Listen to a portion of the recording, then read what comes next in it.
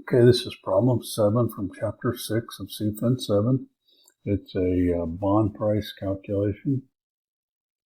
So, Grand Machinery has an outstanding bond that matures in 12 years. The bond's face value is $1,000.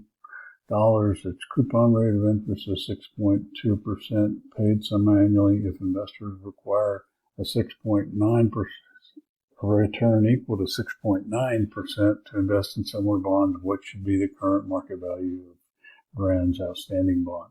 So the N is the number of periods, so that's 12 years semi-annually, so we multiply by 2. IY is the required rate of return or yield to maturity. So 0.069 divided by 2, and I need my equal sign here. So 3.45% every 6 months. So we're calculating the PV. The payment is equals 1,000 times 0.062 divided by 2.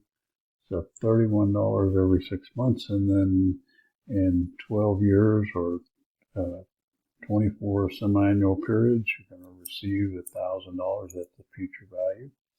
So equals PV, and then you got rate, comma, number of periods, comma, payment. Use the down arrow to get there, and then future value is $1,000 and $943.50 is the price or the market value of the bond, or the price that bond should trade at.